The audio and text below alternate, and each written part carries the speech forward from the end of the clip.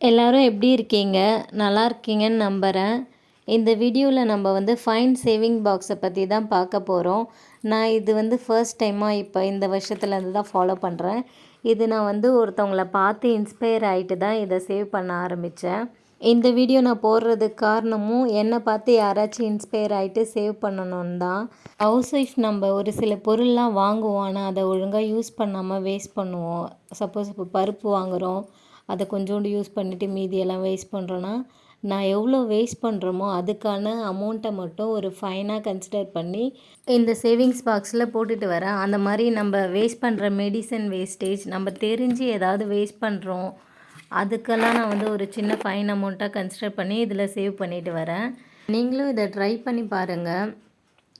உண்டியல் வாங்கிக்கோங்க, இல்லை ஒரு சேவிங் பாக்ஸ் லாக் இருக்க மாதிரி ஓப்பன் பண்ண முடியாதான் வாங்கிக்கோங்க. நான் இதை மாதிரி தனியாக எடுத்து வச்சுட்டேன்னா அதை மறுபடியும் டிஸ்டர்ப் பண்ண மாட்டேன் அமௌண்ட்டை. அதனால் நான் இந்த மாதிரி ஒரு பாக்ஸ்லேயே வாங்கி போட்டு சேவ் பண்ணி வைக்கிறேன். இதில் நான் கண்டிப்பாக கை வச்சு எடுக்க மாட்டேன் எந்த பர்பஸ்க்கும்.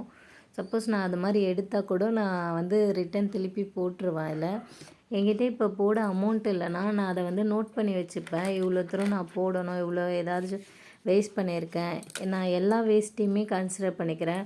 ஃபுட்டு, கிளாத்து, ஏதாவது எந்த ஒரு வேஸ்டேஜாக இருந்தாலும் நம்ம தெரிஞ்சோ தெரியாமலையோ எப்படி பண்ணாலும் நான் அதெல்லாம் வந்து ஒரு ஃபைனாக, அதுக்கு ஒரு ஃபைன் அமௌண்ட்டு போட்டு நான் இதில் வந்து சேவ் பண்ணிகிட்ருக்கேன்.